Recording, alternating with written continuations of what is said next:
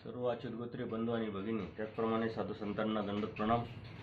आज आपण 124 नंबरच्या सत्संगामध्ये प्रवेश करत आहोत। गेली अनेक सत्संगापासून आपण परमेश्वरांनी सांगितलेले तत्व, सिद्धांत, आचार व विचार प्रणाली यावरती चिंतन करत आहोत। नामधारक वासनिक वर्गाला हा आचार कसा करता येऊ शकतो, या आचाराकडे कोणत्या दृष्टीने नामधारक आणि वासनिकांनी बघितलं पाहिजे, याचं चिंतन आपण करत आहोत। खरं म्हणजे आचार परमेश्वरांनी सांगितलेला आहे, तत्व सिद्धांत परमेश्वरांनी धर्माचे सांगितलेले आहे, आणि हे सांगत असताना काही वर्गीकरण परमेश्वरांनी नाही केलं, परंतु आपण ते वर्गीकरण करून आपण त्यापासून दूर राहण्याचा किंवा तुटक राहण्याचा जीव हा प्रयत्न करत असतो। कारण जीव स्वार्थी आहे, जीव विषय व्यवस्था करू जाणो या अनुषंगाने, जीवाच्या दोषाच्या अनुषंगाने हा जीव त्या पद्धतीनं तत्व सिद्धांत किंवा आचार विचार प्रणालीकडे बघत असतो। परंतु परमेश्वरांनी साधकाला आचार प्रणाली सांगितली आहे, विचार प्रणाली सांगितली आहे, आणि तो साधक मग तो नामधारक असेल, वासनिक असेल, भिक्षुक असेल, कोणी असो, त्याला ती सांगितलेली। मग त्याला जितकं जमेल त्याने ते करावं। परंतु नामधारक आणि वासनिक या वर्गामध्ये धर्माच्या आचार विचार सिद्धांताच्या अनुषंगाने अनेक गैरसमज आणि न्यूनगंड किंवा भीती निर्माण झालेली आपल्याला दिसते। तर ती भीती निघून जावी, ती न्यूनगंड निघून जावा, आणि एक आचाराच्या अनुषंगाने त्यांनी विचार करावा त्या दृष्टीनं, आणि जितका जमेल, जितका करता येईल त्यांनी तो करण्याचा प्रयत्न करावा, या अनुषंगाने आपण चिंतन करत आहोत। अनेक सत्संग आजपर्यंत आपले झाले, आणि आपले जे सत्संग आहे सर्व तत्त्वज्ञानावरती आधारित आहे। परमेश्वरांनी सांगितलेलं जे तत्त्वज्ञान आहे, 4 पदार्थ आहे, जीव, देवता, प्रपंच आणि परमेश्वर, यावरती आधारित असल्या कारणाने तत्त्वज्ञान कोणतंही घ्या, ते अत्यंत कोरडं असतं। ते कोणाला ऐकण्याची इच्छा होत नाही किंवा वाचण्याची इच्छा होत नाही, परंतु त्याला जेव्हा गोडी त्यात निर्माण होईल, त्यातलं मर्म जेव्हा कळेल, त्यातलं जो परमेश्वराने सांगितलेला जो सार आहे तो जर कळेल, तर आपापच आवड निर्माण होत असते। कोणताही विषय घ्या, एखादा विषय आपल्याला जर कळाला, समजला, तर त्याविषयी आपापच या जीवाची गोडी निर्माण होत असते। त्या अनुषंगाने आपण ही वचनं, आचार विचार प्रणाली बघत असताना अनेक सद्भक्तांच्या प्रतिक्रियेवरून लक्षात येतंय की यातलं जे मर्म आहे ते थोडंफार प्रयत्नाने आपण समजून घेण्याचा प्रयत्न करत आहोत, कळतं आहे, प्रतिक्रियेमध्ये बदल झालेला आहे। त्याबद्दल सर्वांचे खूप खूप अभिनंदन व आभार। कारण मागच्या वेळेस आपण सांगितलं होतं की आपण किती ऐकतो, किती वाचतो, यापेक्षा किती समजतो हे अत्यंत महत्त्वाचं आहे। परमेश्वरांनी धर्म सांगितला आहे तो समजण्यासाठी, समजावण्यासाठी, त्याची जाणीव होऊन त्या कृतीवर जाण्यासाठी। म्हणून आपण तो परमेश्वराचा जो धर्म आहे हा समजून घेण्याचा उद्देशसुद्धा आपला तोच असला पाहिजे।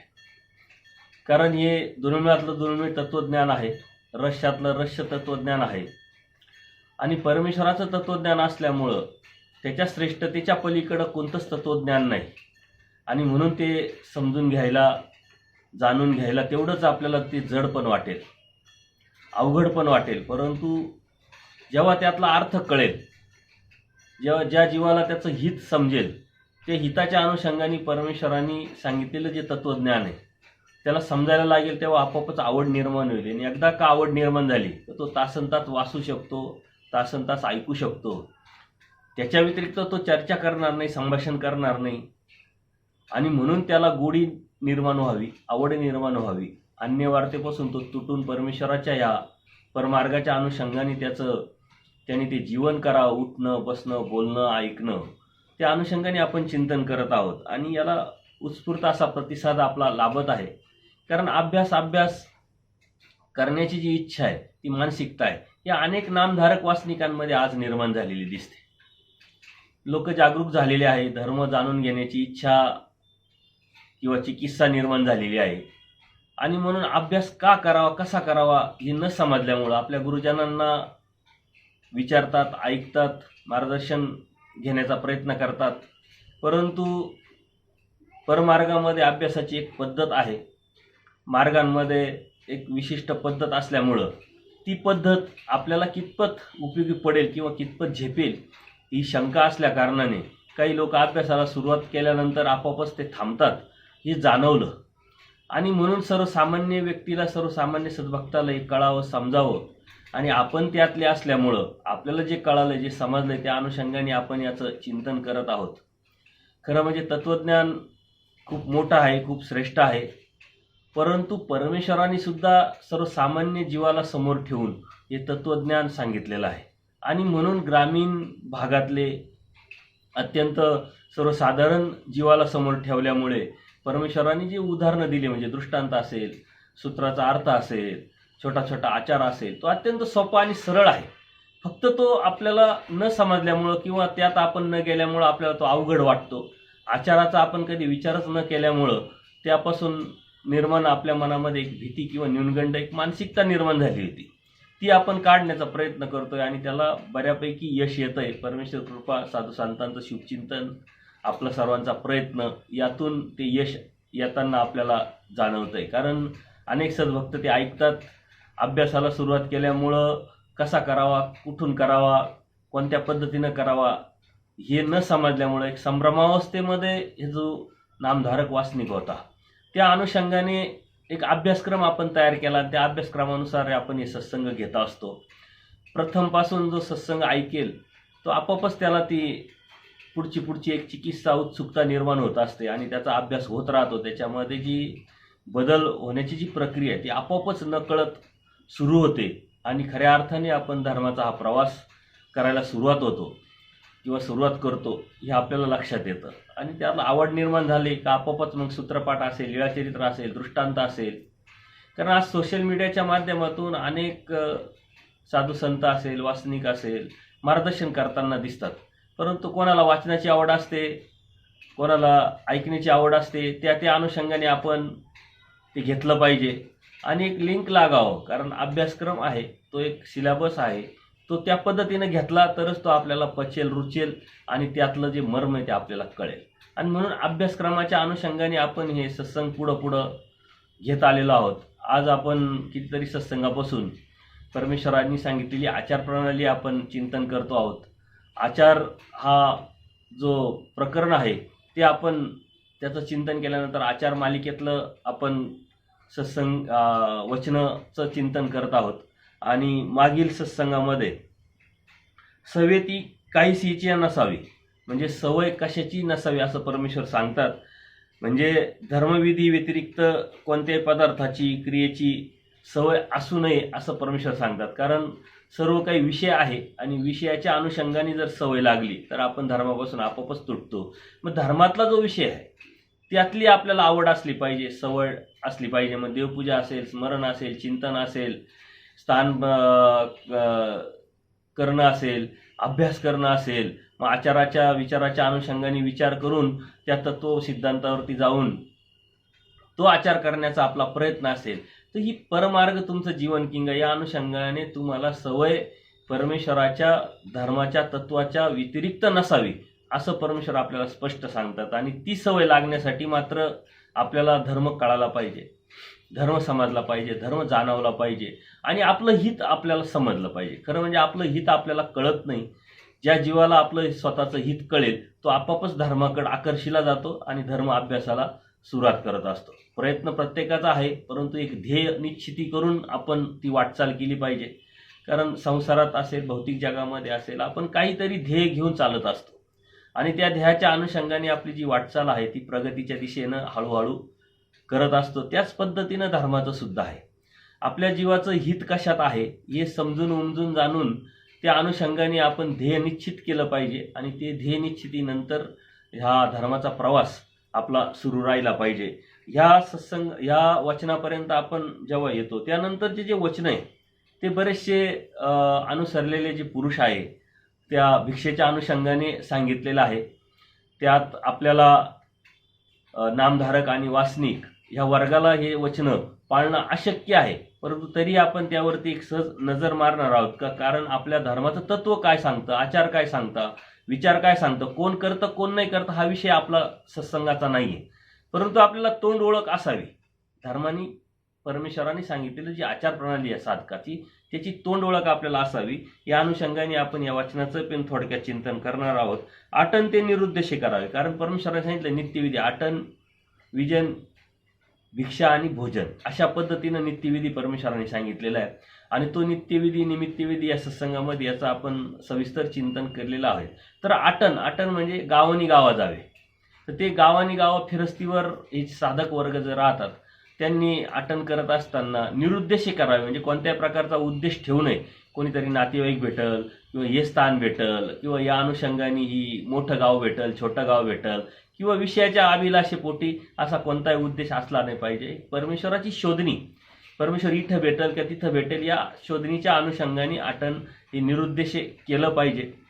कारण तो आपला नित्यविधी आहे परमेश्वराने सांगितलेल्या साधकाचा. तर आपल्याला ते शक्य नाही, कारण आपण फक्त बाहेर पडत असतो धार्मिकतेच्या अनुषंगाने, तर फक्त ते स्थान करण्याच्या उद्देशाने किंवा काहीतरी कुठंतरी काही कार्यक्रमाच्या अनुषंगाने. कारण नामधारक वासनिक हे भौतिक जबाबदारी असते, कौटुंबिक जबाबदारी असते, त्यामुळं ते करू शकत नाही. तर त्या अनुषंगाने आपण हे घेऊ. गावानी गावा जावे म्हणजे एका गावावरून दुसऱ्या गावाला असं फिरस्तीवर राहिलं पाहिजे. एका ठिकाणी एका स्थानाची सवय न व्हावी, एका स्थानावरती एका ठिकाणी राहू नये. आजची परिस्थिती आता वेगळी आहे. एकाच ठिकाणी सर्व साधक वर्ग आपल्याला स्थायिक होताना दिसतोय, पण कितीतरी असा वर्ग आहे, कितीतरी असे साधक आहे का ते आजही आटन, विजन, भिक्षा भोजन करतात आणि फक्त पावसाळ्याचे 4 महिने कुठंतरी एका ठिकाणी किंवा आश्रमांमध्ये स्थायिक असतात. किंवा काही जे मोठे मोठे मार्ग आहेत ते सुद्धा फिरस्तीवर असतात. कारण आपण कोणीतरी सद्भक्त जे आहे वासनिक वर्ग, ते आश्रमांना किंवा मार्गांना दंडोत घालून आणत असतात. ते एक प्रकारचं आटन विजनच आहे. 1 महिना ह्या जिल्ह्यामध्ये, दुसऱ्या महिन्याला दुसऱ्या जिल्ह्यामध्ये, असे 8 महिने हे मार्ग फिरस्तीवर असतात आणि तिथं गेल्यानंतरही ते आटन विजन करतात. जो त्यांचा दिनक्रम आहे तो ते करत राहतात. थोडा बदल झालेला आहे, कारण एकटं 4 लोकांनी, 2 लोकांनी, 2 सद्भक्तांनी आटन विजन न करता मार्ग आता फिरस्तीवर आहे आणि पूर्वीपासून ही परंपरा आपल्या धर्मामध्ये आहे. आता ते करत असताना सवेळेचा पारी दिस बिलाची भाळीये बहीण आहे, म्हणजे सूर्योदयापूर्वीच्या प्रहरी जे गावाच्या बाहेर असलेले जे मजूर लोक आहे, भिल्ल लोक आहे, त्यांच्या वस्तीच्या शेजारून जाण्यासाठी आपल्याला काही भीती नाही, कारण सकाळ झालेली असते, थोडा उजेड झालेला असतो. त्या अनुषंगाने आटन विजन करणारे जे साधक आहे त्यांनी रात्री कुठं असावं, सकाळी कधी उठावं, कसा प्रवास करावा, अत्यंत बारीक सारीक परमेश्वरांनी साधकाला हे तत्त्वज्ञान, ही आचार प्रणाली सांगितलेली. ते जेव्हा आपण बघतो तेव्हा अत्यंत सूक्ष्म पद्धतीनं, का स्त्री असेल तर कसा आचार, पुरुष असेल तर कसा आचार, हे बघितलेलं आहे. परंतु आपला सत्संगाचा जो विषय आहे तर ह्या आचार नामधारक वासनिकाला करता येतो की नाही आणि कोणता करता येतो, हेच वचनाचं आपण चिंतन करत असल्या कारणाने ह्या वचनाचं आपण पाळू शकत नाही, म्हणून चिंतन करत नाही. फक्त एक तोंड ओळख असावी म्हणून ते आलेले सूत्रांचं आपण चिंतन किंवा एक सहजच त्याच्यावरती नजर टाकलेली आहे. पुढचं जे सूत्र आहे झाडातळी विजन केचे. आता झाडं जे असतात त्याच्या खाली एकांतात बसून जो साधू संतांनी, गुरुजनांनी आपल्याला अभ्यास दिलेला असतो, घोक दिलेला असतो, त्याचं चिंतन केलं पाहिजे, त्याचा अभ्यास केला पाहिजे, त्याचं मनन केलं पाहिजे, ते पाठांतर केलं पाहिजे किंवा त्यातलं जे मर्म आहे ते आपण समजून घेतलं पाहिजे. तर झाडाखाली जाऊन ते एकांतात आपण बसू शकतो. तर म्हणजे आता साधारण नामधारक वासनिकसुद्धा हा आचार करू शकतो. कारण ज्यावेळेस आपण आपल्याकडं घरी कोणी साधू संत गुरुजन वर्ग आलेले राहतात किंवा आपण कुठंतरी पोथीला कार्यक्रमाला जात राहतो, आता बराचसा वर्ग आहे का अशा ठिकाणी जातात आणि अभ्यास करतात. ज्यावेळेस ते घोक घेऊन येतात, अभ्यास करून येतात, तर घरामध्ये तो अभ्यासाचं चिंतन करणं शक्य नाही. म्हणून आपण कधीतरी आठवड्यातून सुट्टीच्या दिवशी, रविवारी वगैरे कुठंतरी गावाच्या बाहेर जाऊन एकांतात आपण बसलं पाहिजे, त्याचं चिंतन मनन केलं पाहिजे आणि करू शकतो. म्हणून आपण नामधारक वासनिकांनी सुद्धा जर हा नियम जर लावून ठेवला की आठवड्यात एकदा, 15 दिवसात एकदा आपण सकाळी डबा घेऊन दिवसभर रानात जायचं. कारण बरेचशा सद्भक्त जे आहे नामधारक वासनिक यांचं कुठं ना कुठं ग्रामीण विभागाशी किंवा ग्रामीण शेतीशी निगडीत असलेला संबंध असतोच आणि त्याच्यामुळं आपण ही गोष्ट करू शकतो. ही काही खूप अवघडातली गोष्ट नाही आहे. परंतु ती इच्छा असली पाहिजे, ती मानसिकता असली पाहिजे. जेव्हा तिथं जाल किंवा आपण जाऊ तेव्हा नक्कीच एक वेगळा अनुभव होईल. कारण आपण बरेचसे जे सद्भक्त आहे त्यांची एकच अडचण असते की माझं वाचन केल्यावर लक्षात राहत नाही किंवा मी बाहेर गेलो पाठांतर केलं तर ते पाठ राहत नाही. त्याच्या पाठीमागं कारण काय की आपण कौटुंबिक जबाबदाऱ्या घेऊन आपल्या घरामध्ये, आपल्या ऑफिसमध्ये, आपल्या कामामध्ये आपण ते करत असतो. मग वाचन करत असतो, पाठांतर करत असतो. आता एखादं प्रकरण आपण पाठ केलं, पाठ केल्यानंतर आपण आपल्याला म्हणून दाखवतो, पाठांतर झालेले आपल्याला जाणवतं आणि लगेच आपण दुसऱ्या मिनिटाला कामाला सुरुवात करतो. मग नोकरीला जातो, व्यवसायाला जातो. दिवसभराच्या या सर्व कामामध्ये ते जे पाठांतर आहे ते आपोआपच विसरून जातं. त्याच्यासाठी एकांतात जाऊन आपण त्याचं ते मनन चिंतन केलं पाहिजे, त्याचा अर्थ समजून घेतला पाहिजे. आता घोक म्हणजे काय, नुसतं बाबांकडून सूत्र ऐकून घेणं आणि पाठांतर करणं नव्हे, तर त्या सूत्राचा अर्थ समजून घेणं. त्या सूत्राच्या पाठीमागचा जो प्रसंग असेल, लीळा असेल, तर ती आपण समजून घेणे आणि त्या लीळेच्या माध्यमातून ते सूत्र आणि त्या सूत्राचा अर्थ जर आपण समजून घेतला तर आपोआपच ते पाठांतर होत असतं किंवा ते सतत आपल्या स्मरणात राहू शकतो. आपण कामात असो, आपण कुठं प्रवासात असो, तर त्याचं आपण चिंतन मनन करू शकतो. म्हणून नामधारक वासनिक हे हा जो वचन आहे, एका ठिकाणी एखाद्या ठिकाणी शांततेने एखाद्या झाडाखाली जाऊन आपण ते पाळू शकतो, करू शकतो. तो नियम आपण 15 दिवसातून 8 दिवसातून जेवढं शक्य आहे तेवढं करायला पाहिजे. आणि त्या अनुषंगाने साधक आपण मार्गांमध्ये गेल्यानंतर किंवा कुठं बाहेर गेल्यानंतर हे साधक आपल्याला झाडाखाली बसलेले दिसतात. तर ते हे साधू संतांनी गुरुजनांकडून घेतलेलं जे धर्म ज्ञान आहे त्याचं चिंतन किंवा त्याचं मनन किंवा त्याचं पाठांतर करत असतात. तर आपणही ती गोष्ट करू शकतो. परंतु हे करत असताना अति आतुरस्थानी नसावे. म्हणजे आसुरस्थान म्हणजे राजस्थामत जे भाग आहे, विभाग आहे किंवा जी जागा आहे, तर तिथं आपण बसू नये, जाऊ नये. आता हे कसं ओळखायचं, तर नपाळतं म्हणजे काय आजूबाजूला कोणत्या दुसऱ्या देवतेचं मंदिर तर नाही किंवा काही स्मशानभूमी तर नाही आहे किंवा गावाच्या बाहेर काही घाण सकाळी टाकण्याची काही हागंदरी जागा असते. आता त्या गोष्टी कमी झालेल्या आहेत, पण तरी अशा घाणीच्या ठिकाणी किंवा राजस्थामस भागामध्ये जाऊन आपण ते स्मरण चिंतन करू शकत नाही किंवा अभ्यास करू शकत नाही, कारण ते साधल्याच जाणार नाही. तर ती जागा आपण बघितली पाहिजे. आजूबाजूच्या वातावरणानुसार किंवा आजूबाजूच्या परिस्थितीनुसार आपण ती बघितली पाहिजे. आता हे प्रवास करताना सुद्धा आपण या गोष्टी पाळल्या पाहिजेत. बरेचसे प्रवास करताना आपण आपल्याला पुढं आता एखादं स्थान येणार आहे, चला आपण अलीकडंच थांबू, जरा फ्रेश होऊ, असा विचार करतो. तर त्यावेळेस सुद्धा गावाच्या अलीकडं पलीकडं शक्यतो आपण थांबलो नाही पाहिजे. जिथं गाव नाही आहे तिथं थांबलो पाहिजे, कारण गावाच्या अलीकडं पलीकडं मंदिरं असतात, स्मशानभूमी असते. त्याच्यामुळं तामस राजस भाव ती जी जागा आहे ती आपोआपच आपल्याला लक्षात येते. पुन्हा आपण प्रवास करत असताना कुठं फ्रेश होण्यासाठी थांबलो किंवा जेवणासाठी थांबलो, काही आराम करण्यासाठी थांबलो, तर आपण या जागेचा शोधणी केली पाहिजे, बघितलं पाहिजे. एक उघड्या डोळ्यांनी दृष्टीनं आपण ते समजून उमजून घेऊन आणि मग त्या जागेची निवड केली पाहिजे. तर आसुस्थान म्हणजे रजतम, जिथं जे तिन्ही गुणांचा उत्कर्ष जिथं होत असतो किंवा उपयोग होत असतो, त्या अनुषंगाने ती जागा जिथं असेल तर तिथं त्या देवतेचं वगैरे आजूबाजूचं मंदिर असेल तर तिथं त्याचं सामर्थ्य असतं. त्या अनुषंगाने आपण या गोष्टी टाळल्या पाहिजे. आणि साधक या गोष्टी टाळतात. त्या अनुषंगाने त्यांचं कुठं बसावं, कुठं अभ्यास करावा, कुठं भोजन घ्यावं हे सर्व ठरलेलं असतं. आणि त्या अनुषंगाने नामधारक वास्तिकांनी सुद्धा विचार केला पाहिजे. कारण आपल्याला सुद्धा असे प्रसंग भरपूर वेळा येत असतात. आपण स्थान करायला जातो किंवा कुठं मार्ग भेटीला जात असतो किंवा कुठं इतर वेळेस कामाच्या व्यतिरिक्त कामाच्या साठी सुद्धा आपण प्रवास करत असतो. त्या प्रवासाच्या वेळेस सुद्धा हे नियम आपण पाळले पाहिजे, कारण त्यातूनच आपण धर्मापासून जाण्याची शक्यता असते. कारण आपण स्थानावरती जाताना आपण अलीकडंच फ्रेश का होतो की मंदिराच्या आजूबाजूला तिथं व्यवस्था नसेल किंवा नसते शक्यतो, तिथं जाऊन परत आपण ही गोष्ट करायची आणि त्यातून आपल्या मनामध्ये एक मानसिकता वेगळी होत असते. म्हणून आपण अलीकडंच या गोष्टी, परंतु ती जागा बघून घेतली पाहिजे. इतर वेळेस प्रवास करत असताना सुद्धा ती आपण बघितली पाहिजे. असावे असे तोंडावरी फाळुके घालून, म्हणजे आपण आटन विजन करत असताना किंवा स्मरण करत असताना काही मंदिरांमध्ये आपण गेल्यानंतर काही लोक असतात, साधक असतात, काही वासनिक असतात, तर स्मरण करताना डोक्यावरून काहीतरी कपडा वगैरे आपण घेतलेला असतो, आपल्याला असं बघितलं, आपण दिसतं आपल्याला, तर ते तोंडावरी फाळुके म्हणजे जेणेकरून आपण एकाग्र होऊ. आपण सुद्धा स्मरण करताना ही गोष्ट पाळली पाहिजे. मग घरात असो किंवा मंदिरात असो किंवा कुठं बाहेर जर आपण झाडाखाली गेलेलो असेल, मळ्यांमध्ये, शेतामध्ये, तरी या गोष्टी पाळल्या पाहिजे, जेणेकरून आपली जी एकाग्रता आहे ती भंगणार नाही.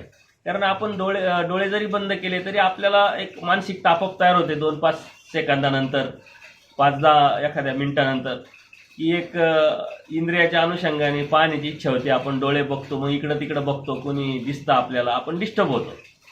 जेणेकरून आपल्याला समोर काही दिसणार नाही अशा पद्धतीनं आपण तो कपडा घेत असतो. आणि जरी डोळे उघडले तर कपडा असल्यामुळे आपल्याला काही दिसत नाही. आपली एकाग्रता लवकर तयार आपण केली जाते. त्याच्यामुळं आपलं स्मरण असेल, वाचन असेल, चिंतन असेल, पाठांतर असेल किंवा स्मरण असेल ते साधल्या जातं. म्हणून तोंडावरून आपण काहीतरी कपडा घेतला पाहिजे स्मरण करताना किंवा पाठांतर केलेलं आहे. आपल्याला मनामध्ये जर ते पाठांतर क्लिअर करायचं असेल तर त्यावेळेस सुद्धा आपण ते केलं पाहिजे. आणि नामधारक वासनिक करत असतात आणि आपल्याला ती सवय पण आपण लावून घेतली पाहिजे. नामस्मरण करावे नामी अभिमान वाती, म्हणजे हे तोंडावरून हे घेतल्यानंतर काय करावं म्हटले, देव म्हटले नामस्मरण करावं. कारण नामाने काय होतं, नामाने अभिमान निर्माण होतो. आपल्याला परमेश्वराचा अभिमान, मग परमेश्वराला आपला अभिमान. आता मागच्या आचाराच्या सत्संगामध्ये यातले बरेचसे नामस्मरणाच्या अनुषंगाने सूत्र आलेले, त्या अनुषंगाने आपण त्याचं चिंतन केलेलं आहे की नामस्मरण केलं पाहिजे. मग कसं केलं पाहिजे, दिवसातून किती वेळा केलं पाहिजे, निरंतर केलं पाहिजे, नाही होत तर आपल्याला 5-10 वेळा केलं पाहिजे, नाही 5-10 वेळा तर तरी एकदा तरी केलं पाहिजे, दिवस किंवा वाया जाऊ नये. अशा अनुषंगाने नामस्मरणावरती परमेश्वराने भरपूर असे वचनं आणि भरपूर असं निरूपण केलेलं आहे. तर नामस्मरण आपण करत राहावं. कारण ते नामस्मरणाने नामे वेद, नामे बोध, नामे साह्य, नामे प्राप्ती, नामाने सर्व काही होत असतं. तर त्याचं निरंतर आपण स्मरण केलं पाहिजे. निरंतर ते शेवटचं जे नाम आहे सर्वज्ञ श्री चक्र प्रभूंचं, ते निरंतर आपण आठवलं पाहिजे. मग आपण प्रवास करत आहे, आपण काम करत आहे, आपण नुसतंच विनाकारण काही काम नाही म्हणून पडलेलो आहे, तर स्मरण हे सतत चिंतन केलं पाहिजे. कारण ते आत्म्याचं जे नाम आहे ते एक सवय झाली पाहिजे. जसं कानाचं काम करतो, श्वास घेण्याचं काम करतो, आपल्याला त्याच्यासाठी एक वेगळी काही त्याला आठवण ठेवायची, ते श्वास घ्यायची गरज नसते. किंवा एक पडल्यानंतर आपल्याला श्वास घ्यायचा आहे अशी आठवण करून द्यायची गरज नसते. ते इंद्रिय त्याचं काम करत राहतं, कारण त्याला ती सवय लागून गेलेली. तशा पद्धतीनं आत्म्याचं काम आहे स्मरण करणं परमेश्वराचं. त्या इंद्रियाला ती सवय लागावी म्हणून आपण जर स्मरण करायला लागलो, कमीत कमी 21 दिवस. सायन्स काय सांगतं की कोणती क्रिया, कोणती गोष्ट जर परत सारखं जर आपण 21 दिवस केली तर तिची सवय लागून आपोआपच ते आपल्याकडून होत असतं. त्याचं सर्वोत्तम उदाहरण आपण गाडी चालवण्याचं जर घेतलं तर नवीन आपल्याला गाडी चालवण्यासाठी आठवण ठेवावं लागते. क्लच दाबायचा आहे, ब्रेक दाबायचा आहे, गिअर टाकायचा आहे, इंडिकेटर लावायचं आहे. आपण घाबरत चालत असतो. पण जेव्हा सतत दररोज आपण ती गाडी चालू आणि 21, 22, 25 दिवस, महिनाभर आपण जर ती कंटिन्यू चालवली दररोज कामाच्या निमित्तानं, तर एक वेळ अशी होती का त्याच्यासाठी कोणत्या प्रकारचे आपल्याला आठवण ठेवावं लागत नाही. मग आपण गप्पा मारू शकतो, काही गाणी ऐकू शकतो. गाडी मात्र आपोआप चालत असते. जे गरजेचं आहे, गिअर टाकणं, क्लच दाबणं, ब्रेक दाबणं, इंडिकेटर लावणं, ते आपोआप होत असतं. नकळत एक नैसर्गिक ते होत असतं, स्वभावत होत असतं. तर त्या अनुषंगाने आत्म्याला ती सवय स्वभावत होण्यासाठी नामस्मरण हे सतत आपण केलं पाहिजे. आणि त्यातून परमेश्वर आपला अभिमान घेत असतात आणि त्या अभिमानातूनच आपल्याला साह्य होत असतं आणि आपण धार्मिक जी प्रगती आहे ती आपली होत असते. कारण नामानी उमट होतो, नामानी साह्य होतं, नामानी वेद होतो, बोध होतो, सर्व काही नामानी होतंय आणि प्राप्तीसुद्धा नामानीच होते. आणि त्या नामाचा परमेश्वराने अव्यक्ती त्या नामाचा अभिमान घेतलेला आहे. म्हणजे त्या परमेश्वराला स्वतःच्या नामाचा अभिमान आहे. तेच नाम आपण जर घेतलं तर नक्कीच आपला अभिमान परमेश्वराला वाटत असतो. आणि त्याच्यासाठी परमेश्वराने पहाटे आपल्याला स्मरण करायला लावलेलं आहे. जितकं पहाटे आपल्याला करता येईल तेवढं, नसेल तर दिवसभरामध्ये जेवढं जमेल तेवढं आपण केलं पाहिजे. आणि निरंतर स्मरण करण्याची सवय आपण लावली पाहिजे. वस्तुस्मरण ते एक स्मरणच किंगा. नुसतं नाम घेणं हे स्मरण आहे का? नाही. परमेश्वराच्या लीळा आठवल्या, परमेश्वर दोघं जण एकत्र आल्यानंतर परमेश्वराच्या लीळेवरती, तत्वसिद्धांतावरती, आचारा विचारावरती जर संवाद केला तर ते एक सुद्धा स्मरणच आहे. परमेश्वराचे गुणधर्म आठवले आपण, स्वरूप धर्म आठवले, लक्षणं आठवले, वैशिष्ट्य आठवले, तर ते एक स्मरणच आहे एक प्रकारे. आणि ते स्मरण सतत आपण स्मरण करू शकत नाही.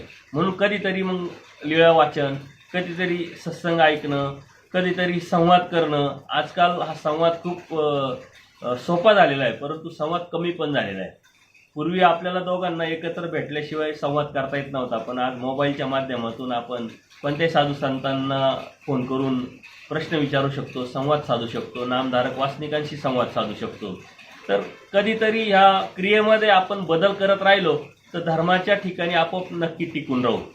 एखादा व्यक्ती सततच स्मरण केला तर त्याला आपोआप कंटाळा येईल, सततच सत्संग ऐकले तर कंटाळा येईल, सततच वाचन केलं तर कंटाळा येईल. त्याच्यात बदल केला पाहिजे. आपण कधी सत्संग ऐकले पाहिजे, कधी वाचन ऐकलं पाहिजे, कधी सत्संगचं चिंतन केलं पाहिजे, कधी संवाद केला पाहिजे. तर या अनुषंगाने जर आपण वेगवेगळ्या पद्धतीनं क्रिया करत राहिलो, मग कधीतरी स्थानावरती गेलो पाहिजे, कधीतरी एखाद्या कार्यक्रमात सहभागी झालो पाहिजे. तर या अनुषंगाने आपण जर आपल्या ज्या विधीमध्ये जर बदल करत राहिलो तर नक्कीच धर्माविषयी आपल्याला जो कंटाळा किंवा आळस किंवा निरुत्साह जो येत राहतो तो येणार नाही आणि आपला उत्साह सतत वाढत राहील किंवा द्विगुणित होत राहील. तर या अनुषंगाने आपण हे केलं पाहिजे. निरंतर परमेश्वराची आरती करावी, म्हणजे निरंतर परमेश्वर मिळावा ही उत्कंठा आपण ठेवली पाहिजे. चतुर्विध दुःख आपण केलं पाहिजे. परमेश्वर सर्व काही भेटलाय पण देवा तू नाही भेटला. सर्व काही ऐकायला येतं पण तुझ्या लीळा ऐकायला येत नाही. सर्व काही करायला भेटते पण तुझे स्थानं करायला भेटत नाही. तुझे साधू संत जे वासनिक आहे ते भेटत नाही. असं जर दुःख चार साधनांच्या माध्यमातून, परत मी अभ्यास करतोय पण लक्षात राहत नाही किंवा अभ्यास करण्याची इच्छा आहे पण होत नाही, तर हे सतत चिंतन किंवा वासना आपण जर करत राहिलो तर नक्कीच त्याविषयी आपल्याला एक गोडी निर्माण होत राहते. आणि त्या अनुषंगाने धर्माचं चिंतन अप्रत्यक्षरित्या परमेश्वराचं नामस्मरण आपल्याकडून होत राहतं. म्हणून आपण ते सतत आठवलं पाहिजे आणि या आठवण्याची सवय आपल्याला लावावं लागेल.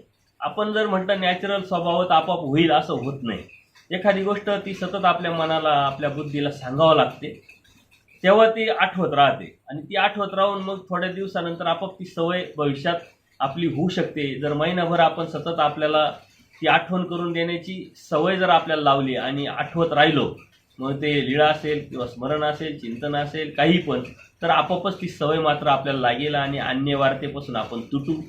अन्य चिंतन, अन्य वार्ता आपण आपोआपच त्याच्यापासून आपल्याला नावड निर्माण होईल आणि परमेश्वराच्या धर्माच्या अनुषंगाने आपल्याला वेद किंवा आवड निर्माण होईल. म्हणून निरंतर स्मरण केलं पाहिजे. परमेश्वराने सांगितलंय 5 ते निरंतर आठवावे. तर परमेश्वराचं स्मरण आपण उठता, बसता, बोलता, प्रवास करताना केला पाहिजे. काम करताना सुद्धा आपण केलं पाहिजे, कारण काम आपले हात करत राहतात तर त्या कामाची आपल्याला सवय झालेली असते. त्याच्यासाठी वेगळ्या बुद्धीचे चिंतन विंचन करायची गरज नाही आहे. आणि ज्यावेळेस आपण असं करू त्यावेळेसच आपल्याकडून भरपूर स्मरण होईल, चिंतन होईल. कारण त्या गोष्टीविषयी आवड निर्माण जर झाली तर आपोआपच त्यामध्ये आपण रमतो आणि त्या रमण्यातून आपल्याला आपोआपच जास्तीत जास्त स्मरण आपल्याकडून होतं. आचार्य जे होते ते तासनतास स्मरण करायचे आणि त्या तासनतास स्मरण केल्यामुळं ते काय आठवायचे, देवाच्या लीळा आठवायच्या, श्रीमूर्ती आठवायच्या. प्रत्यक्ष सन्निधान त्यांना भेटल्यामुळं देवाने त्यांच्याकडून जे क्रिया करून घेतल्या, कर्म करून घेतले, दास्य करून घेतले ते आठवायचे आणि त्याच्यामुळं ते त्यांचा आपोआपच त्या इंद्रियांवरती ताबा निर्माण झाला. कारण जीव हा एकादी आहे, एका वेळेस एकच काम करू शकतो. जर तुम्ही एखादी काम करत असाल तर दुसरं काम आपोआपच करू शकत नाही किंवा दुसऱ्या कामापासून आपोआपच दूर जाल. ज्या अर्थी एका वेळेस एक केल्याने दुसरीकडे दुर्लक्ष होतं, त्या अर्थी आपण जर स्मरण चिंतन जर करत राहिलो तर आपोआपच दुसऱ्या कर्मांकडे आपलं दुर्लक्ष होईल आणि अप्रत्यक्षरित्या जे दुःखाचे जे कर्म आहे ते आपल्याकडून होणार नाही किंवा ते आपल्यापासून दूर जातील. म्हणून आपण निरंतर स्मरण केलं पाहिजे, निरंतर परमेश्वराची आरती केली पाहिजे. आरती म्हणजे आर्तता भावली पाहिजे, दुःख भावलं पाहिजे. परमेश्वर कधी व्हावं ती उत्कंठा आपल्यामध्ये निर्माण झाली पाहिजे. आचार्यांना देव कसे भेटले, माई भटांना देव कसे भेटले, महादाईसांना देव कसे भेटले, औसांना देव कसे भेटले, औसा समोर असल्यानंतर देव त्यांना कसे समजावायचे, औसा रागवायच्या, त्या गेल्यानंतर परत परमेश्वरचं त्या चिंतन कशा करायच्या. ते जरी त्या रागावल्या तरी ते सकाळी उठल्या का देवाचा आता अवसर चालू असेल, देवाचा आता पिढाहरण चालू असेल, व्याळीव चालू असेल, पूजा अवसर चालू असेल, अशा पद्धतीनं त्या आठवत राहायच्या. म्हणजे अप्रत्यक्षरित्या देवाच्या लांब जरी गेले तरी परमेश्वराचं सतत चिंतन त्या आठवत राहायच्या. आणि त्यामुळं परमेश्वराला त्यांचा अभिमान होता. परमेश्वराला अभिमान असल्यामुळं त्या जेव्हा राग त्यांचा कमी झाल्यानंतर भेटायला यायच्या तेव्हा स्वतः परमेश्वर त्यांना घ्यायला जायच्या 5-10 पावलं. तर एवढा तो जीव आधी करायचा योग्यतेचा फक्त नामस्मरण चिंतनाने होत असतो ना. आपल्यामध्ये जी योग्यता आहे ही परमेश्वराच्या अनुषंगाने, धार्मिकतेच्या अनुषंगाने योग्यता निर्माण करण्यासाठी आपल्याला स्मरण चिंतन सतत संवाद आपला धर्माच्या अनुषंगाने केला पाहिजे. आणि तोच जीव या धर्मात टिकू शकतो. अन्यथा थोडासा इकडं तिकडं जर झाला, धर्मापासून दूर गेला, तर मळीनं तो यायला वेळ लागत नाही. आणि तो विधीनं अविधी घडून, अविधीने अविधी घडून तो धर्मापासून कधी जाईल त्याला सुद्धा कळणार नाही. तर त्या अनुषंगाने आपण सतत धर्माच्या या चौकटीत राहण्यासाठी वेगवेगळ्या उपक्रम असेल, स्मरण असेल, चिंतन असेल, यात आपण सहभागी झालो पाहिजे आणि राहिलो पाहिजे. या अनुषंगाने निरंतर परमेश्वराचा विरोभाव हे सारे स्मरणाचेच सूत्र आहे. नामधारक वासनिकांनीला तर ते खूप गरजेचे आहे. कारण आपण संसारात असतो, भौतिक जगामध्ये असतो, कामामध्ये असतो, पळत राहतो, आपल्याला आठवण पण नाही राहत, विसरून जातो. तर ती विसर आपल्याला पडू नये म्हणून आपण सतत परमेश्वराचं निरंतर स्मरण चिंतन केलं पाहिजे. विरह भावला पाहिजे. ते देवा, यातून मी कधी सुटेल, कधी निघेल, मी असं काय जोडलंय का, हे मला सर्व करावं लागतंय. काही हिंसेची वेळ आली तर तिथं प्रार्थना केली पाहिजे. काही कटकट भांडणाची वेळ आली तर तिथं परमेश्वराला आपण प्रार्थना केली पाहिजे का अशी वेळ येऊ देऊ नये देवा. कारण आमच्याकडे तेवढं सामर्थ्य नाही, आपण ते टाळू शकत नाही. पण परमेश्वरांना जर प्रार्थना केली आणि ती प्रार्थना परमेश्वरांनी जर स्वीकारली तर नक्कीच अशा घटना आपल्या जीवनात परत पुन्हा येत नाही. मग ते संकटाच्या असेल, अडचणीच्या असतील, काही धर्माच्या अनुषंगाने मळीनं तो येण्याची शक्यता निर्माण होत असते, नोकरीच्या अनुषंगाने, व्यवसायाच्या अनुषंगाने. ते सतत आपण त्याचा विरह भावला पाहिजे, दुःख केलं पाहिजे. सर्व काही भेटलंय, परमेश्वरा तू भेटला नाही, तर याचं सतत आपण चिंतन मनन केलं पाहिजे. पण हे चिंतन मनन स्मरण करण्यासाठी परमेश्वराची किंमत आपल्याला कळाली पाहिजे. परमेश्वराचं जे कार्यकारण स्वरूप, लक्षण, वैशिष्ट्य आहे हे आपल्याला समजलं पाहिजे. त्याचं सामर्थ्य कळालं पाहिजे. त्या समर्थवादावरती आपली निष्ठा एकदा बसली का मगच हे जीवाकडून होऊ शकतं.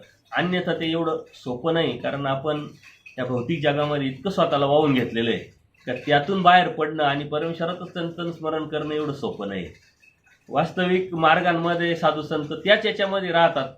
जरी आपण एखादा साधू आहे तो नसल करत स्मरण, परंतु बाकीचे त्याला स्मरण करताना दिसतील, व्यापार करताना दिसतील, सेवा करताना दिसतील, काहीतरी पोथीपान, देवपूजा, आरती हे चालू असतं. त्याच्यामुळं त्यांना तिथं ते आपोआपच लागले जातात. पण आपल्याला नामधारक वासनिकाला हे खूप गरजेचं आहे. कारण आपलं वातावरण वेगळं आहे. आपण अन्य लोकांमध्ये फिरतो, कामाच्या निमित्ताने अन्य लोकांमध्ये जात असतो, संबंध असतात, चर्चा असते, संवाद असतो. तर त्या अनुषंगाने जेव्हा वेळ भेटेल तेव्हा आपण आपलं चिंतन स्मरण केलं पाहिजे. आपण कामाच्या ठिकाणी गेलो, आपल्याबरोबर छोटं सूत्रपाठ, गीता असली पाहिजे, एखादं पुस्तक आपलं असलं पाहिजे. प्रवासात आहे तर आपल्याला वाचण्यासाठी असलं पाहिजे. आजकाल इतकं सोपं झालेलं आहे की कानात आपण स्पीकर लावून दिलं, मोबाईलचे सत्संग आपण ऐकू शकतो. ते तेवढंच आपण त्या कर्मापासून दूर जातो आणि आपण सतत त्या परमेश्वराच्या मनन चिंतनामध्ये, आठवणीमध्ये, स्मरणामध्ये राहत असतो. तर ती आपल्याला इच्छा आणि आवड निर्माण झाली पाहिजे. ती इच्छा आवड निर्माण झाली का आपोआप या गोष्टी होतात. कारण करणाऱ्याला करण्यासारख्या गोष्टी बऱ्याच आहे, न करणाऱ्याला किती गोष्टी असल्या तरी तो करू शकत नाही. म्हणून आपल्याला का करायचं, कशासाठी करायचं, फायदे काय, आपलं हित कशात हे जर जाणवलं तर त्याला कुठून सांगण्याची गरज नाही कोणाला, तो आपोआपच त्या गोष्टी शोधत असतो. वाचन करल, चिंतन करल, सत्संग ऐकल, काहीतरी मनन करल, एखादी लीळा आठवल, पूजा अवसर आठवल, हे सतत त्याचं तो करू शकतो. फक्त त्याला त्याचं फायदा कळायला पाहिजे. जीव स्वार्थी असल्यामुळं नफा तोट्याचा पहिला विचार करतो आणि याच्या व्यतिरिक्त दुसरा नफा नाही, याच्या व्यतिरिक्त दुसरा फायदा नाही, याच्या व्यतिरिक्त दुसरं हित नाही, हे ज्याला जाणवलं तो खऱ्या अर्थाने धर्माच्या प्रवासाला त्यांनी सुरुवात केली असं समजावं. त्याच्यासाठी परमेश्वर म्हणतात, किंचित दुःख पापनासे आनंद पुण्यराशी नसेल. ईश्वरासाठी केलेल्या दुःखाच्या पापाचा नाश होत असतो. किंचित दुःख म्हणजे परमेश्वर तू भेटला नाही, मला सर्व भेटलंय पण तू मला भेटला नाही, भेटत नाही. स्थानावर गेलो भेटला नाही, वासनिक भेटले भेटला नाही, साधू संत भेटले भेटला नाही, प्रसाद जोड केले पण भेटला नाही. तेव्हा तू कुठं भेटशील आणि कधी भेटशील? आचार्यांना जसा भेटला तसं मला भेटशील का नाही? माईम भटांना भेटला तसा मला भेटशील का नाही, महादाईसाला भेटला तसं मला भेटशील का नाही, औसांना भेटला तसं भेटशील का नाही, किंवा अनेक भक्तांना स्वतःहून जाऊन परमेश्वरांनी दर्शन दिलं, त्यांना निरूपण केलं, त्यांना ज्ञानदान दिलं, प्रेमदान दिलं. अशी कितीतरी लीळा आहे, कितीतरी भक्त आहे. तर त्यांचं जर आपण चिंतन केलं आणि ते चिंतनामध्ये आपण दुःख व्यक्त केलं तर आपल्या जे पाप आपण केलेले राहतात, चुकीच्या गोष्टी, चुकीचे कर्म केलेले राहतात, परमेश्वर म्हणतात त्याचा नाश होत असते. म्हणजे किंचित दुःख पाप नाशे. थोडंसं दुःख, परमेश्वर न मिळण्याचं थोडंसं दुःख जरी आपण केलं तर पाप जर नासत असेल तर सर्वात सोपा उपाय परमेश्वराने सांगितला. कारण पाप नासण्याचा उपाय अन्य राटीमध्ये जर आपण सांगितलं तर ते सारे अंधश्रद्धा आहे. पाप करायचे, गंगेत जाऊन स्नान घालायचं, व्रतवैकल्य करायचे, उपास तापास करायचं, त्यातून काय भेटत असेल ते त्या देवतेला आणि त्यांनाच माहिती. परंतु एक मानसिकता फक्त असते. पण परमेश्वरांनी स्वतः श्रीमुखी पापाचा नाश करण्यासाठी उपाय सांगितलाय आणि त्याच्यासाठी काही खर्च लागत नाही, कुठं जायची गरज नाही. फक्त परमेश्वर न भेटण्याचं दुःख आपण केलं पाहिजे. परंतु न भेटण्याचं दुःख निर्माण होण्यासाठी परमेश्वराचं तेवढंच ज्ञान असलं पाहिजे. कारण कोणत्या तरी गोष्टीविषयी जर आपण दुःख किंवा दुःख करायचं असेल किंवा दुःख जर निर्माण झालं तर त्याविषयी आपल्याला ज्ञान असतं आणि ते आपल्या हातातून सुटल्यानंतर आपल्याला आपोआपच त्याची किंमत कळते आणि त्याची गरज आपल्याला वाटते आणि म्हणून आपल्याला दुःख निर्माण होत असतं. तर परमेश्वर आपल्यापासून दूर गेलाय, उत्तरापंथी गेलेला आहे, आपल्याला सोडून गेलेला आहे, याचं दुःख आपण खूप केलं पाहिजे. परंतु ते दुःख निर्माण होण्यासाठी तेवढी जाणीव धर्माची, परमेश्वराची तेवढी किंमत, परमेश्वराची तेवढेच तो पदार्थ आपल्याला कार्यकारण स्वरूपाच्या लक्षणातून जर समजला तरच ते दुःख निर्माण होऊ शकतं आणि ते किंचित दुःख आपल्या पापाचा नाश करतं. किती मोठा फायदा आहे. त्याचप्रमाणे आनंद पुण्य राशी असती. परमेश्वराने आपलं स्मरण साधल्या बऱ्यापैकी, अरे आपल्याला चांगलं स्मरण झालं, किंवा स्नान करताना लीळा आठवत आपण स्नान केलं, आपल्याला एखादी क्रिया साधू संत भेटले तर त्याचं जर आपण आनंद व्यक्त केला, समाधान व्यक्त केलं तर पुण्याच्या राशी नासतात. म्हणजे पाप आणि पुण्य याचा नाश करण्यासाठी किंवा हे संपण्यासाठी परमेश्वराने जो उपाय सांगितला आहे तो जगात कोणत्याच तत्वज्ञानामध्ये आणि कोणत्याच धर्मामध्ये सांगितलेला नाही. परमेश्वराने अत्यंत सुंदर, जिथं तुम्ही आहात तिथं सुद्धा या गोष्टी करू शकतात. कारण आपल्या दैवराटीमध्ये पाप पुण्याच्या गोष्टी नाही, योग्य अयोग्यतेच्या गोष्टी. अयोग्यता लागते किंवा योग्यता लागते. तर योग्य होण्यासाठी पाप पुण्याच्या अनुषंगाने आपण कोणत्याही क्रिया करत नाही, त्यातून आपण बाहेर पडलेलो आहे. पुण्यरूपाने केलं म्हणजे हेतूक केलं, म्हणजे दृष्टपर केलं. तर ते दृष्टपर केलेलं जे आहे ते परमेश्वराची भक्ती होत नाही आणि अदृष्टपर करणं म्हणजे योग्यता निर्माण होणं.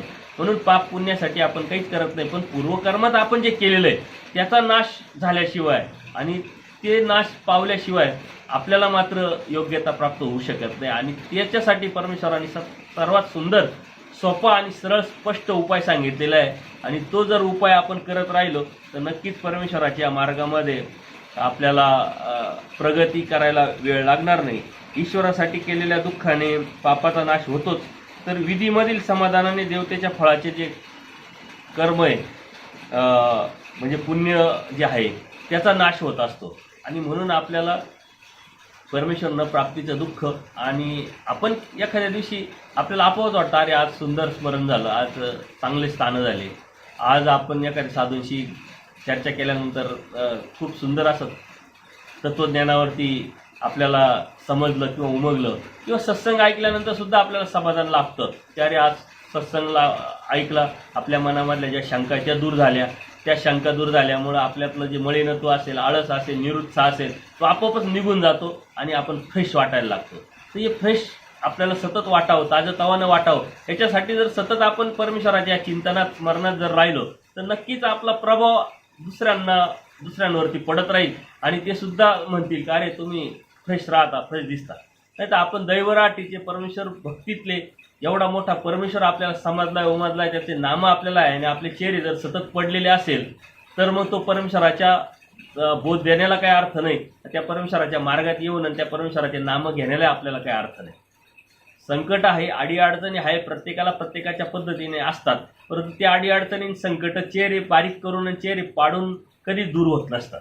आणि परमेश्वराच्या पुढं ते संकट कसे असेल, किती आहे याचा आपण विचार केला पाहिजे. कारण परमेश्वर हा समर्थवादाने जर आपण विचार केला तर सर्वश्रेष्ठ आहे आणि सर्वच बाजूनी परमेश्वराचं जे स्थान आहे ते उच्च असल्यामुळं आणि त्या परमेश्वराचे आपण भक्त आहोत. त्या परमेश्वराने आपल्याला बोध दिलेला आहे. त्या परमेश्वराचे नाम आपल्याला आहे, म्हणजे नामांचे दाट आहे. आपण ऐकलेले असतील साधू संतांकडून, तर पडते आकाश जरी नामाने किती मोठं संकट आलं तरी ते परमेश्वर म्हणतात वरचेवर झेलल्या जाईल. तर ते नाम जर तुमच्याकडे आहे तर तुमचे चेहरे पडायला नाही पाहिजे, तुम्ही दुःखी कधी दिसले नाही पाहिजे. अडी अडचणी संकट येत राहतात, जात राहतात, त्याचा विचार न करता आपण आपलं कार्य, आपला कर्म, आपली कृती किंवा जे बी अडचण आहे त्याच्यासाठी ती फाईट करणं आणि परमेश्वरावरती निष्ठा ठेवून आपली वाटचाल आपण ठेवली पाहिजे. आणि म्हणून परमेश्वरासाठी रंक होय. परमेश्वराने सांगितलं परमेश्वराच्या धर्मासाठी, शास्त्रासाठी रंक म्हणजे अत्यंत नम्रतापूर्वक, परमेश्वराच्या धर्मामध्ये अत्यंत नम्रतापूर्वक लवचिकपणे होऊन अत्यंत जीवेश्वर भाव काही या जीवामध्ये काहीच नाही आणि आपण काहीच करू शकत नाही, या अनुषंगाने आपल्याला परमेश्वराचं हित करून आपलं हित स्वतःचं करून घेण्यासाठी परमेश्वराच्या या भक्तीमध्ये अत्यंत नम्रपणे आपण ह्या गोष्टी मिळवल्या पाहिजे. आणि तरच आपल्याला ते मिळेल. आपल्या मनातला जो भाव आहे तो किती नम्र आहे त्याच्यावरती सर्व काही ठरलेलं असतं. आपण एखाद्या व्यक्तीला जरी बोललो, ते नम्रतेने जर बोललो तर त्याचा रिस्पॉन्स आपल्याला आपोआप भेटतो. पण आपण ताठरतेने बोललो, गरज नाही असं म्हणून बोललो, दाखवलं, तर आपोआपच त्यांचा जो रिस्पॉन्स आहे आपल्याला कमी भेटत असतो. तेच गुरुजनांचा असेल, शास्त्राचा असेल. म्हणून परमेश्वराला लागी रंक होय असं परमेश्वराने सांगितले. रंक म्हणजे अत्यंत नम्रतेने खालच्या बाजूनी, खालच्या दर्जाने आपण परमेश्वराच्या धर्मात वागलं पाहिजे, राहिलं पाहिजे. जे परमेश्वराच्या धर्मात आहेत, ज्यांना बोध झालाय, ज्यांना धर्माची जाणीव झाली, ज्यांना ज्ञान झालंय, आचार विचारच्या अनुषंगाने त्यांना थोडंफार कळतं, त्यांचे कधी कोणाशी वादच झाले नाही पाहिजे. कोणाविषयी त्यांच्या मनात कधी तक्रार आली नाही पाहिजे. कोणाविषयी त्याच्या मनामध्ये नकारात्मक भावना निर्माण झाली नाही पाहिजे. द्वेष आणि मत्सर निर्माण नाही झाला पाहिजे. उलट अत्यंत नम्र, प्रत्येकाला मानपान दिला पाहिजे. प्रत्येकाची एक त्या अनुषंगाने नम्रतापूर्वक आवजावू घातलं पाहिजे, आदरपूर्वक बोललं पाहिजे. प्रत्येकाचा आदर आपण केला पाहिजे, कारण तो आपला धर्म आहे. त्या अनुषंगाने आपण आपला आचार विचार, उठणं बसणं बोलणं असलं पाहिजे. आपली विचार करण्याची पद्धत सुद्धा वेगळी असली पाहिजे, कारण परमेश्वराने जे तत्वज्ञान सांगितलंय ते वेगळं सांगितलंय. बघा, पूजनीय जे अर्जुन देव होते त्यांना 18 पुराण, वेद, शास्त्र सर्व अवगत होतं, सर्व जाणत होते. त्यांना स्वामी श्री चक्रधरांनी स्वतः सांगितलं की सकळे सामग्रीवंत अर्जुन सर्व सामग्रीवंत होते, म्हणजे सर्व काही त्यांना शास्त्र होतं. पण एक वाचुनी म्हणजे परमेश्वराचं ब्रह्मविद्याशास्त्र हे त्यांना माहीत नव्हतं. किंवा पूजनीय माईम भट असेल, त्यांना सर्व 18 पुराण, वेद, शास्त्र, भास्कर शास्त्र जाणत होते, पण परमेश्वराचं ब्रह्मविद्याशास्त्र त्यांना माहीत नव्हतं.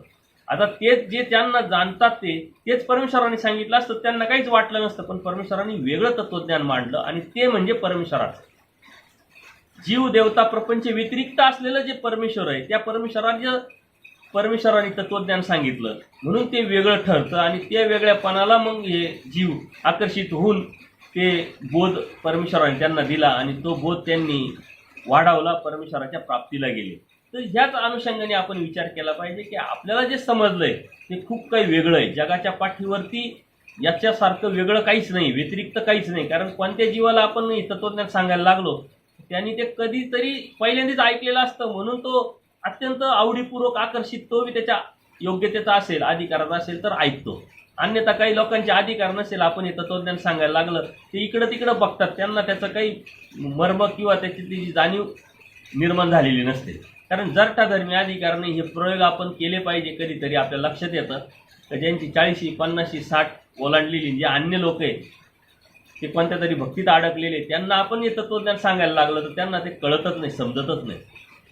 एखादा योग्यतेचा जीव असेल, पूर्वकर्माची जोड असेल, त्याचा प्रयत्न असेल तर थोडंफार त्याला कळेल, समजेल. अन्यथा हे समजणं एवढं सोपं नाही. आणि म्हणून ही वेगळं तत्वज्ञान परमेश्वराने आपल्याला मांडलंय. व्यतिरिक्त असलेला जो परमेश्वर आहे, वेगळा असलेला जो परमेश्वर आहे, त्यांनी आपल्याला दिलेलं आहे, तो आपल्याला समजलेला आहे. आपलं वेगळं पण सुद्धा समाजात दिसलं पाहिजे, उठून दिसलं पाहिजे. आणि ते वेगळं पण आपल्या आचाराच्या, विचाराच्या, बोलण्याच्या, वागण्याच्या, कृती करण्याच्या अनुषंगाने दिसलं पाहिजे. वेगळं पण म्हणजे काहीतरी वेगळे कपडे घातले, वेगळं काहीतरी विशिष्ट पद्धतीनं वागायला लागलो, बोलायला लागलो असं नाही. ती नम्रता, ते प्रेम, ते आपलेपण, तो त्यागाची प्रवृत्ती, अशा पद्धतीनं आपलं उठणं बसणं जर दिसलं तर आपोआपच ते दुसऱ्यावरती प्रभावशाली ठरत असतं. आणि आपलं वेगळंपण आपण धर्माच्या अनुषंगाने जपत असतो. तेच वेगळंपण परमेश्वराला अपेक्षित आहे. ते जर जपलं तर नक्कीच परमेश्वराला आपला अभिमान निर्माण होत असतो. म्हणून या अनुषंगाने आपण नामधारक वासनिकांनी कसं वागलं पाहिजे, कसं राहिलं पाहिजे, कसं बोललं पाहिजे याचं चिंतन आपण सतत केलं पाहिजे. त्या अनुषंगाने ते आपल्यामध्ये उतरवण्याचा आपण प्रयत्न केला पाहिजे. कधी काळी कळत नकळत आपल्याकडून एखादी जर चुकी झाली, बोलण्यामध्ये असेल, काही कृती करण्यामध्ये असेल, वागण्यामध्ये असेल, तर ती चुकी मान्य करून आपण त्यातून लगेच बाहेर पडण्याचा प्रयत्न केला पाहिजे. कारण जर ती सतत डोक्यात आपण ठेवली तर आपण धर्मचिंतन स्मरण करू शकत नाही. ती डोक्यात आपल्यातून निघून गेलं पाहिजे. ती घाण आहे ती आपल्या डोक्यातून बाहेर राहिली पाहिजे. तेव्हा चांगलं काहीतरी परमेश्वराचं जे आहे ते आपल्या डोक्यामध्ये जाईल. अन्यथा परमेश्वराने बिडारावर काही बिडार असते आपल्या डोक्यामध्ये जर द्वेष, मत्सर, राग कोणाविषयी तरी काहीतरी चुकीचे नकारात्मक भावना, विचार जर असेल तर परमेश्वराचं तत्वज्ञान कसं आपल्या डोक्यात घुसेल? तर ते परमेश्वराचं तत्वज्ञान, नामस्मरण, चिंतन, मनन सर्व जर डोक्यात आपल्या असायला पाहिजे किंवा घुसलं पाहिजे असं वाटत असेल तर ह्या गोष्टीला आपण थारा दिला नाही पाहिजे. कळत न कळत आपल्याकडे ती घटना घडलीच तर आपण डोक्यातून ती बाहेर काढून फेकायची सवय आपल्याला लागली पाहिजे. फ्लश करायला आपण शिकलं पाहिजे. कारण जी घाण आहे ती आपण कधीच जवळ ठेवत नाही. घाण कपडा असेल तर काढून टाकतो, घाणीजवळ आपण बसत नाही. तशा आपल्या डोक्यात सुद्धा आपण त्या घाण ज्या गोष्टी त्या कधी ठेवल्या नाही पाहिजे. त्या फ्लश करायला, फेकून द्यायला, विसरायला आपण सवय आपल्याला आपण लावली पाहिजे. पुढचे जे सूत्र आहे बरेचसे ते भिक्षेचे आहे. त्या अनुषंगाने या गोष्टी आपण करू शकत नाही. पण सर नजर मारू आपण, निर्धूम नगर झाले या भिक्षेरिकीचे. म्हणजे साधकाला परमेश्वराने सांगितलं निर्धूम नगर. म्हणजे पूर्वी आता सारखी गॅस वगैरे नाही आहे किंवा शहरीकरण नाही आहे, त्यावेळेस ग्रामीण होतं. त्यावेळेस चुली वगैरे पेटवल्या जायच्या आणि स्वयंपाक चालू असताना चुली पेटला तर धूर निघत राहायचा. तर ज्या वेळेस स्वयंपाक संपलेला आहे आणि स्वयंपाक संपल्यानंतर त्या चुलीला पाणी टाकून थोडं विझवलेलं नंतर थोडासा धूर निघत असतो. निर्धूम म्हणजे अशा पद्धतीने धूर निघायला लागला का मग आपण भिक्षा केली पाहिजे. म्हणजे त्याचा उद्देश काय, तर ज्या लोकांनी स्वतःसाठी स्वयंपाक केला आहे त्यांचं जेवण वगैरे सर्व आटोपले पाहिजे, मग उरलेलं आपल्याला भिक्षेत आलं पाहिजे. जर आपण ते करत असतानाच गेलो तर आपल्याला गरम गरम भेटेल किंवा त्यांची मानसिकता नसेल की परिस्थिती नसेल, तर अशा अनुषंगाने आपण तो विरक्त परमेश्वराने सांगितलेला आहे. आता प्रत्येक ठिकाणी वेगवेगळ्या प्रसंगानुरूप ह्या आचाराच्या अनुषंगाने परमेश्वराने गोष्टी आपल्याला सांगितलेल्या आहेत. ते साधक पाळत असतात. पुढचं सूत्र आहे तिसरा पारी भिक्षा कीजिए. तिसरा पारी म्हणजे 2-3 वाजेच्या नंतर, 6 ते 9, 9 ते 12, 12 ते 3. तर पहिला प्रहर, दुसरा प्रहर आणि तिसरा प्रहर. म्हणजे तिसऱ्या प्रहरामध्ये, तिसऱ्या तासामध्ये आपण साधकांनी भिक्षा मागितली पाहिजे असं परमेश्वर सांगतात. पाठी भिक्षेचे आहे तो विरक्त. म्हणजे सर्वांनी भिक्षा मागून झाल्यानंतर पाठीमागं, सर्वात शेवटच्या पाठीमागं जो भिक्षेला जाईल तो विरक्त परमेश्वराने सांगितलंय. आणि ती विरक्तीची व्याख्येत त्या गोष्टी बसतात. म्हणून परमेश्वराने सांगितलं एकी भिक्षा न करावी. म्हणजे भिक्षा जाताना परमेश्वराने सांगितलं 5 घरी तरी भिक्षा मागितली पाहिजे. एकाच घरात भिक्षा मागितली नाही पाहिजे. 5 ठिकाणी थोडं थोडं मागून मग आपण आपलं ते भिक्षा भोजन आपण केलं पाहिजे. एकाच घरात जास्त भेटलं किंवा एकाच घरात जास्त मागितलं असं नाही झालं पाहिजे. तर एकाच घरात भिक्षा न मागावी असं परमेश्वर सांगतात. भिक्षा मागताना क्षण एक उभे राहायचे, मग निघून जायचे. एक क्षणभर उभं राहायचंय. काही अन्य राहटीमध्ये हा विधी वेगळा आहे. जोपर्यंत ती बाई भिक्षा देत नाही तोपर्यंत ते साधू मग 15 मिनिटं असो, अर्धा तास असो, ते भजनं वगैरे म्हणत राहतात. पण परमेश्वराने ते नाकारलेलं आहे. एक क्षण राहायचं फक्त, भिक्षा म्हणायची, एक क्षण राहायचं नाही तर पुढं दरवाजा, त्याच्या पुढचा दरवाजा, असं साधकाला परमेश्वराने सांगितलेले. या गोष्टी आपण करू शकत नाही. भिक्षेपडीला हाती घ्यायचे. परत साधू संतांना किंवा साधकाला परमेश्वराने सांगितलं भिक्षेत जे पडेल ते आपण घेतलं पाहिजे. त्याची अभिलाषा दुसरी न करता तेच आपलं आहे. भिक्षा राज्यबाई त्या अनुषंगाने आपल्यासाठी आपल्या कर्माने आपल्याला ते भेटलंय, तर त्या पद्धतीनं आपण ते घेतलं पाहिजे. तेच पदार्थ आपण खाल्ले पाहिजे. आपल्याकडून भिक्षा मागताना एखादा पदार्थ पडला तर तो आपण वेचून घेतला पाहिजे. तो अमृत तुल्य आहे, पवित्रातलं पवित्र ते अन्न आहे. त्याच्यामुळं त्याचा नाश किंवा नष्ट आपल्याकडून झालं नाही पाहिजे. त्या अनुषंगाने ते भिक्षेच्या अन्नाला अत्यंत अनन्य भावे किंवा अनन्यसाधारण असं महत्त्व असल्यामुळं त्या भावानेच आपण ते घ्यावं असं परमेश्वर साधकाला सांगतात. आलावी खो पायी हाणावा. आता याच्यावरती आपण आचाराच्या अनेक सूत्रांमध्ये चिंतन केलेलं आहे. एखादा विषय आहे तो येत असतो तर तो आपण कसा नामधारक वासनिकांनी टाळला पाहिजे. कारण 4 मित्र असतात, तिथं आपण जातो तर तिथं त्यांच्या राजकारणावरती याच्यावरती चर्चा गप्पा मारलेल्या चालू असतात किंवा असलेली काही बोलत असतात. तर हा आपल्यासाठी विषय आहे आणि तो आपण टाळला पाहिजे. म्हणून तिथून आपण निघून जाणं किंवा काहीतरी विषय वेगळा करणं या अनुषंगाने आपण त्याचा विचार केला पाहिजे. आता परमेश्वराने साधकाला त्या भिक्षेचे जे साधक आहे त्या अनुषंगाने हे सूत्र सांगितलेलं आहे. कारण भिक्षेमध्ये जर विघ्नाचा पदार्थ आला तर तो काय करावा, तो पुरून टाकला पाहिजे. कारण आपल्या मनामध्ये एखादा पदार्थ आहे की मला हे पदार्थ खायची इच्छा आहे, तोच पदार्थ जर आला तर त्या विशिष्ट देवतेने तो विघ्न करण्याच्या अनुषंगाने त्या साधकाला दिलेला आहे. असा विचार करून त्या साधकाने तो पदार्थ न खाता तो पुरून टाकला पाहिजे. भिक्षेच्या या सूत्रामध्ये ते परमेश्वराने सांगितलेले. परंतु नामधारक वासनिकांनी याचा काय विचार केला पाहिजे की आपण कुठं प्रवास करत असताना किंवा कुठं तरी बसलेलो असताना किंवा काहीतरी मोबाईलमध्ये खेळत असताना, टी व्ही पाहत असताना या विषयाच्या अनुषंगाने या गोष्टी राहतात. तर ते आपोआप टाळलं पाहिजे आपण. जर तसं आलंच जबरदस्तीनं तर त्याला आपण टाळण्यासाठी नाकारलं पाहिजे आणि त्यापासून दूर गेलं पाहिजे असा आपण विचार केला पाहिजे. पुढचं सूत्रसुद्धा भिक्षेच्याच अनुषंगाने आहे. भिक्षा मागून नदीच्या तीरी भोजन कीजे. भिक्षा मागितल्यानंतर साधकांनी नदीच्या तीरी जाऊन, म्हणजे तिथं पाण्याची व्यवस्था होईल, तिथं स्वच्छता राहते, कोणत्या प्रकारची एकांत राहतं, कोणत्या प्रकारचा अडचण येत नाही, आपल्याला परमेश्वराला समोर ठेवून तो विधी करता येऊ शकतो, स्मरण चिंतन करून तो विधी आपल्याला साधता येऊ शकतो. म्हणून साधकाला परमेश्वराने भिक्षा मागितल्यानंतर कुठं खावं, कसं खावं किंवा किती घरी भिक्षा मागावी, कशी घ्यावी, असं सर्व काही परमेश्वराने सांगितलं. अति बारीक सारीक गोष्टी नामधारक वासनिक या गोष्टी करू शकत नाही. याचं आपण दुःख केलं पाहिजे आणि हे मी करीन याची वासना ठेवली पाहिजे. का मला सुद्धा हे करण्याची परमेश्वराकडे प्रार्थना केली पाहिजे का मला सुद्धा ही करण्याची इच्छा आहे. परमेश्वरा, तुम्ही सांगितलेला आचार मी करू शकत नाही, परंतु मी करण्याचा प्रयत्न करीन अशी वासना ठेवली पाहिजे. आणि याचं स्वप्नसुद्धा आपण पाहिलं पाहिजे. आपण काही अनुषंगाने स्वप्न बघत असतो का, हे केलं का ते करू, ते केलं का ते केलं, तसं मी दीक्षा घेईल, दीक्षा केल्यानंतर मी भिक्षा मागेल, मग ती भिक्षा मागताना परमेश्वराने सांगितलेली आचार प्रणाली करण्याचा जास्तीत जास्त प्रयत्न करीन, असं चिंतन करणं सुद्धा परमेश्वराचं एक स्मरण करणं आहे.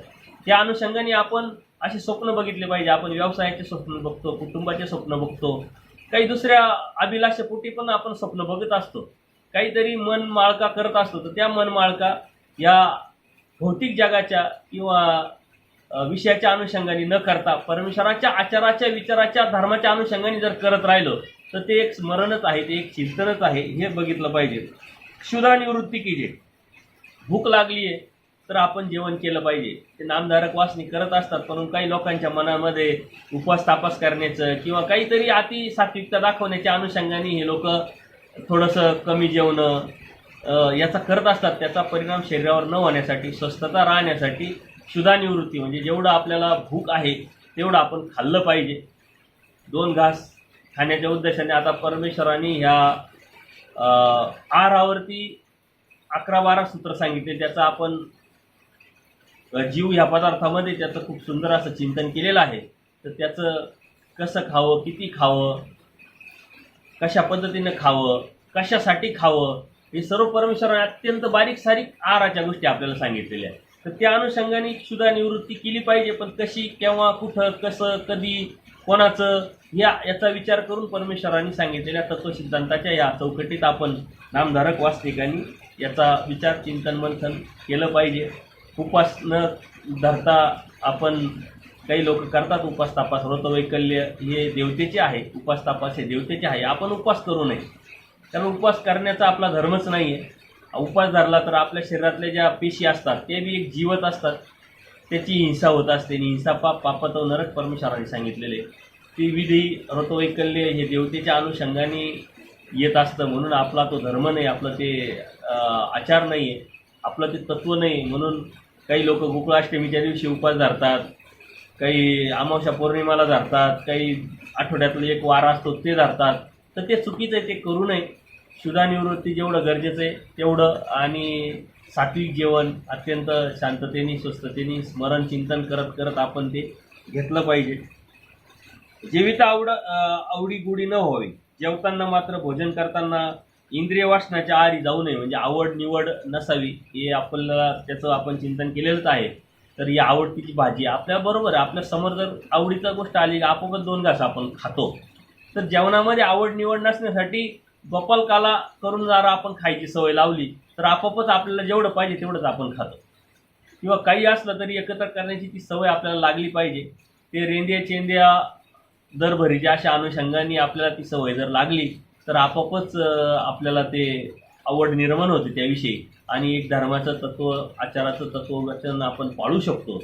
आणि म्हणून त्या अनुषंगाने आपण भोजन करताना आवडीपूर्वक, अत्यंत आवडीची भाजी आहे, किंवा आपण आपल्या घरी अशी सवय असते की घरचे लोक विचारत असतात आज काय करू, मग आपण ते सांगत असतो. आपण स्पष्ट सांगितलं पाहिजे तुम्ही काही करा आम्ही खाऊ. कारण त्या अनुषंगाने जर आपण विचार केला तर आपण जे सांगतो तेच घरचे बनवतात, आणि त्या अनुषंगाने जर ते बनवत असेल तर मग या तत्व सिद्धांताला किंवा त्या आचार विचार प्रणालीला काही अर्थ राहत नाही. आणि म्हणून आपण या बाजूनी विचार केला पाहिजे. हे करत असताना तुम्हा घृणा त्याग व्हावा, घृणेचा त्याग आपण केला पाहिजे. अत्यंत एखादी भाजी आवडत नाही त्याचं आपण आपोआपच थोडंसं तोंड वाकडं करून त्याची घृणा करत असतो, किंवा काही ठिकाणी आपण जेवायला बसलो किंवा गेलो, अस्वच्छता जर असेल तर ती घृणा आपल्याला होत असते.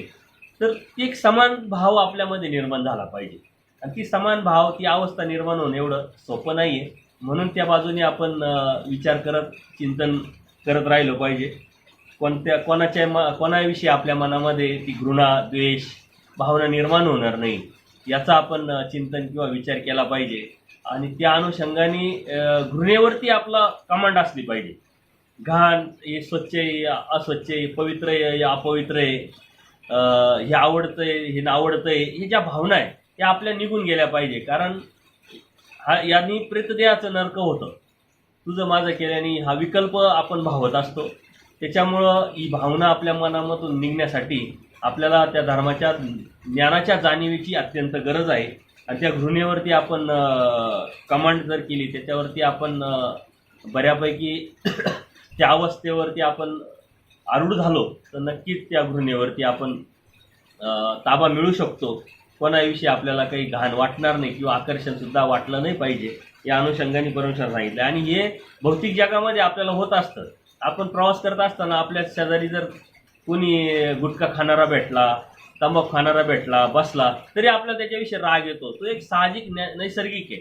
परंतु आपला प्रवासच किती वेळचा आहे, अर्धा तासाचा, 15 मिनिटाचा, 1 तासाचा.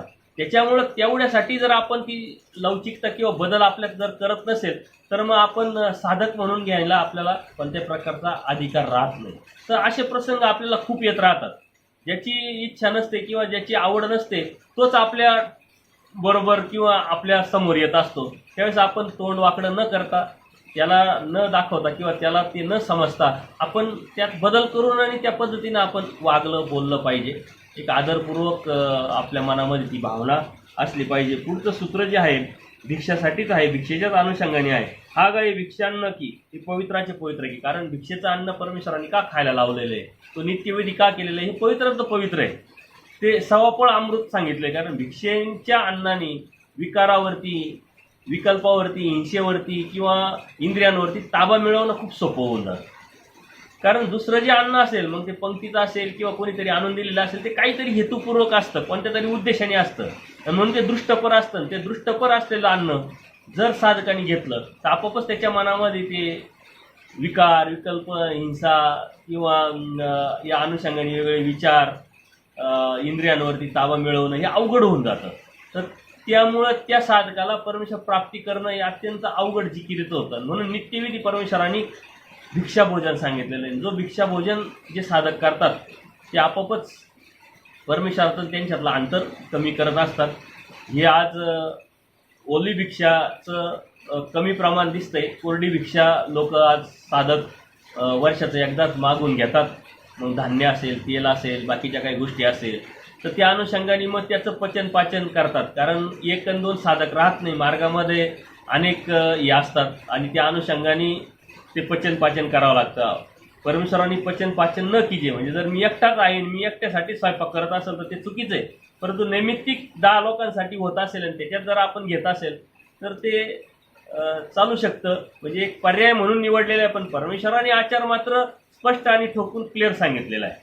आता ते किती चालतं किती नाही चालत हे त्या साधकावरती त्या साधकाच्या अवस्थेवरती आणि त्याच्या जाणीवरती अवलंबून आहे. कारण परमेश्वराने असं काही कुठं सांगितलेलं नाही आहे, परंतु ती विषय व्यवस्था आजच्या साधकांनी बदललेल्या कालानुक्रमे बदललेल्या अनुषंगाने आणि बदललेल्या परिस्थितीनुसार वातावरणानुसार त्यांनी तो बदल करून घेतलेला आहे. आणि त्याच्यामुळं या ज्या गोष्टी आहेत हे आपण पाळलं पाहिजे आणि नामधारक वास्तविकाला सुद्धा या गोष्टी पाळता येऊ शकतात. जे समोर आहे त्याची आवड निवड न करता आवड निवड न ठेवता जे आपल्याला गरजेचं आहे जितकं गरजेचं आहे त्या अनुषंगाने आपण ते घेतलं पाहिजे. आता भिक्षा मागायला आपण जात नाही, परंतु आपण घरामध्ये सुद्धा या गोष्टी बऱ्यापैकी करू शकतो. काला करून जेवू शकतो. आपण घरामध्ये ताटात जेवायच्या ऐवजी एखादं पात्र आणून ठेवू शकतो. कितीतरी वासनिक वर्ग मी बघितला आहे का ते पुढं त्यांचं ध्येय ठरलेलं असल्यामुळं ती सवय लागावी म्हणून ते करण्याचा प्रयत्न करतात आणि तो प्रयत्न तो संस्कार त्यांना नक्कीच परमेश्वरापर्यंत घेऊन जात असतो. आपली जरी इच्छा नसली किंवा आपली जरी ध्येय पक्क ठरलेलं नसलं अजून, परंतु ती इच्छा बाळगून आपण ते करायला सुरुवात केली तर नक्कीच आपल्याला एक वेगळा त्यातून एक आचार एक तत्व एक विचार आपण परमेश्वराने दिलेला तो पाळण्याचा प्रयत्न करतोय यासाठी आपल्याला एक वेगळं समाधान लाभेल आणि परमेश्वराचं नक्कीच सहाय्य आपल्याला मिळू शकतं. भविष्यात आपल्याला परमेश्वराने सांगितलेलं आचार विचार प्रणालीनं चालणं अत्यंत सोपं होऊन जाईल. कारण अगोदर ती सवय अगोदरच त्या पद्धतीनं आपण चालायला सुरुवात केलेली असते, तो प्रवास केलेला सुरुवात केलेली असते, त्यामुळं सोपं होऊन जातं. तर यावरती नक्कीच आपण आपल्या प्रतिक्रिया कळवा. दंडोत प्रणाम, दंडोत प्रणाम, दंडोत प्रणाम.